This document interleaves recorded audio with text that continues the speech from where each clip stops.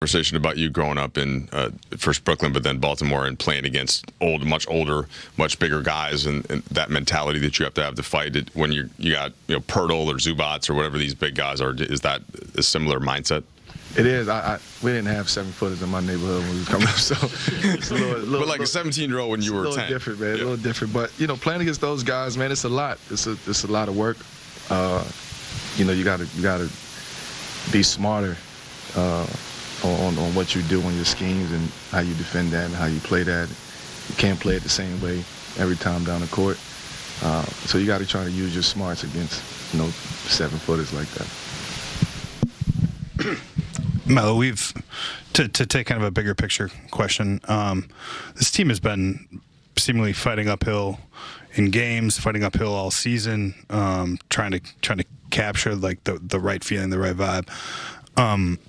What's sort of the mental toll on a group that's always chasing as you guys are 60+ games into this? Did you see it wearing on guys?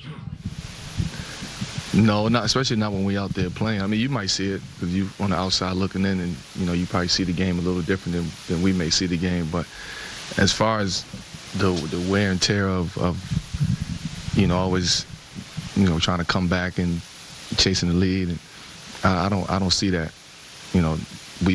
Us wearing that, emotionally wearing that on our sleeve while we playing or in the locker room or anything like that.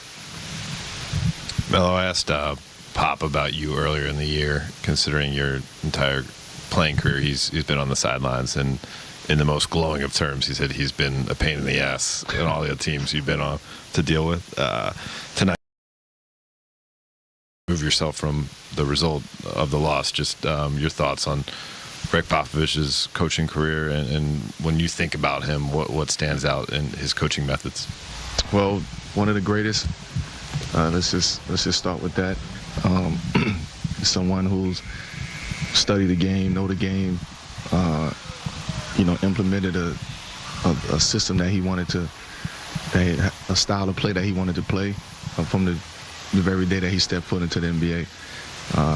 And the way that he's able to adjust after all these years to the quote-unquote new game of basketball, new way of playing, spacing and smaller and faster and more threes, and he's able to adapt. He was able to adjust his coaching style, and some people may not like it, some people probably didn't like it, but you can't take that away from him. And I've been able to see him 19 seasons, and the consistency that he has, regardless of who's out there. His system is his system, and you can implement guys in and out of that system, and you're still going to get some of the same results. So for somebody to be able to do that and kind of just have that hold on that style of play in this organization, in this city, and his players and the fans, you can't get nothing better than that. Melo, Malik was just talking about the one step forward, one step back sort of nature of this season, and he kind of said, it could be 1 step forward, 5 steps back, then 2 steps forward, and so on.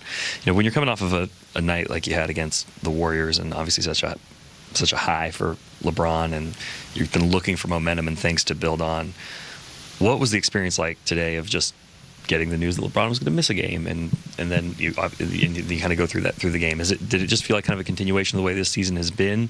And what has that experience been like for you? Yeah, you just don't know. Like it's not something that we come in and say, oh, who's playing tonight and who's not. Like you don't know. It's day to day with us. Tonight Bron didn't play, and guys was ready. Guys had to step up, and guys had to be ready. And I could be sitting here singing a different tune. One play different. One shot goes in, one loose ball, one offensive rebound, one defensive rebound. I could be sitting here singing a different tune, but that's just it's like we on the fence. We double dutching. And again, you just don't know who's going to be in the lineup, and nobody. We definitely didn't expect Bron to be out. Nobody knew that, and that was last second. At least for me, I found out last second. But guys still stepped up. Guys still came to play today, and we fought, man. We fought to the end with what we had, and the guys.